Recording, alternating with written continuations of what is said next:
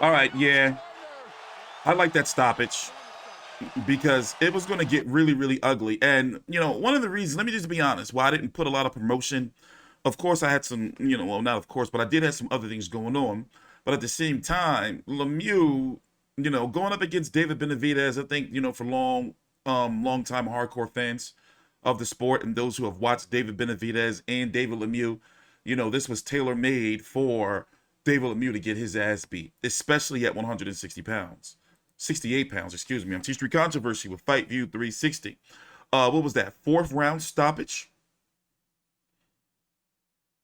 Excuse me, third round.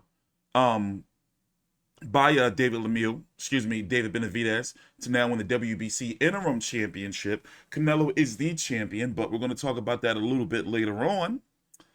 David Lemieux at this level, just like Jamel Herring earlier tonight, he's not, top level anymore. No disrespect to him. But now, looking at his resume, which he's going to go on to be 43-5 with 36 KOs. Certain fighters, yeah, he may go out there, put on a good fight. But somebody like David Lemieux, he's never been like world class, if that makes sense. He can be beat by somebody that can, outbox him. As you can see, he can be beat up, like he was did against David Lemieux and David Benavidez. Outboxed by Billy Joe Saunders. Joaquim Alcine, Marco Antonio Rubio. Wasn't in the Rubio fight that he pretty much quit, right? I'm pretty sure that's the fight. Now, what you going to do with David Benavidez? We got to get the Charlo fight or the Caleb Plant fight. PBC's got to do something. I understand they can't force these guys into the ring, but, you can't rely on getting the Canelo fight. And he's already been talking about possibly moving up to 175. But, what's the point if it's that franchise championship out there?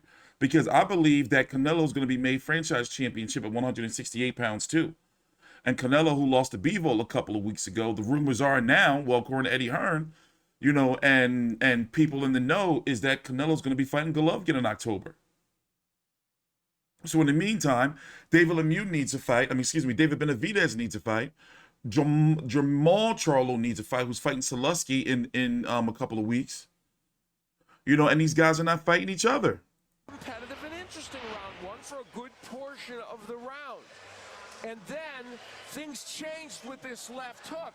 Yeah. The fascinating thing about Benavidez is every single offensive punch works for him.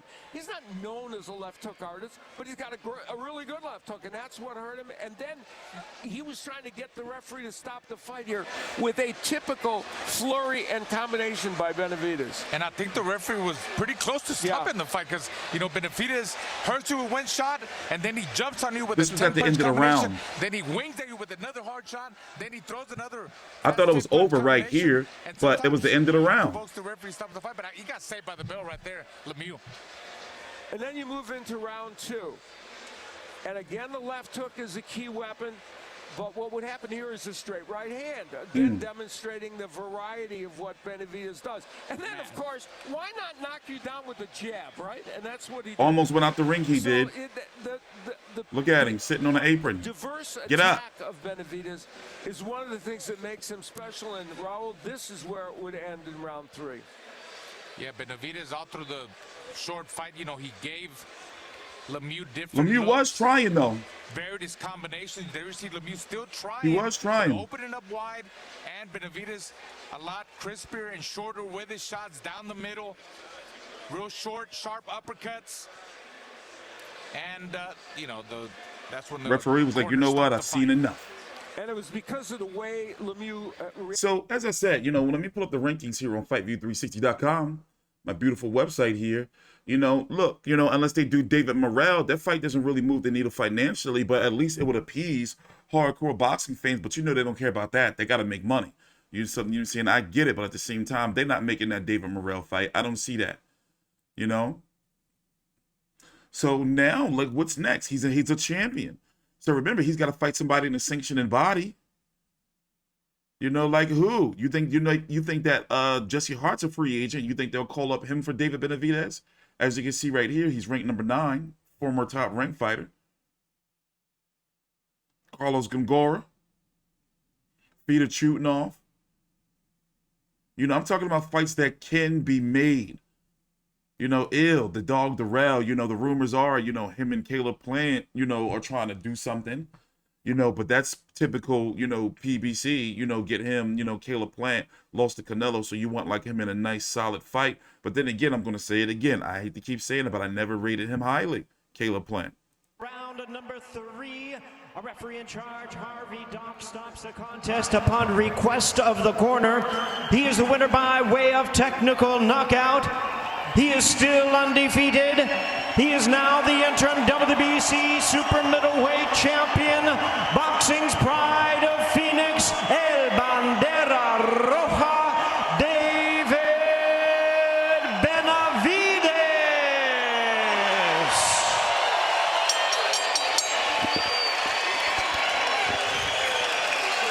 Let's go to Jim Gray.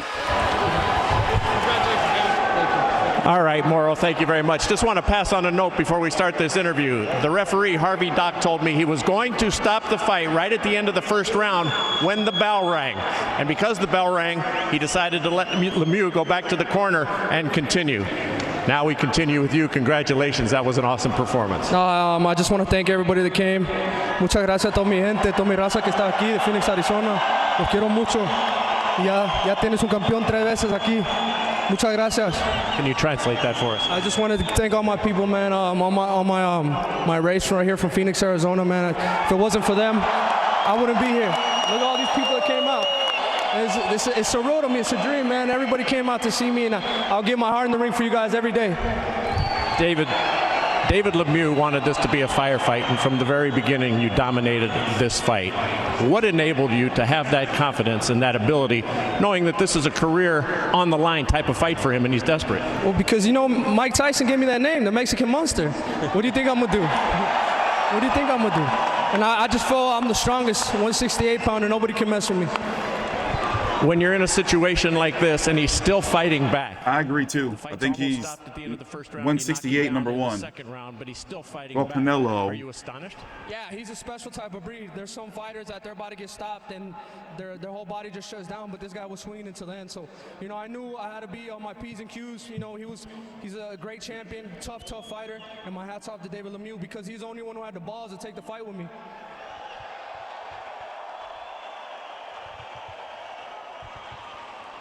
Well, they almost can't avoid you now. So either there's going to be a vacating of that title by Canelo, or at some point he's going to have to fight you.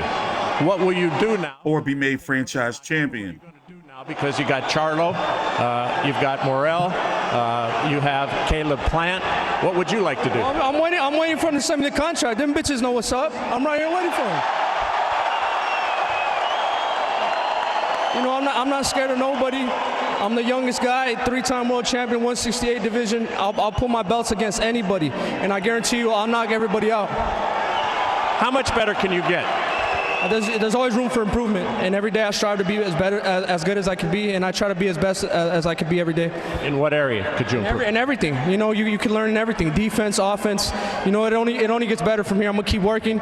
You know, once I get guys, you know, as tough as David Lemieux, you know, that pushes me to work even harder to better myself and my style. How much of a sense of calm do you now have that you have put it all behind you, and there just seems to be a tremendous growth and maturity that you've exhibited?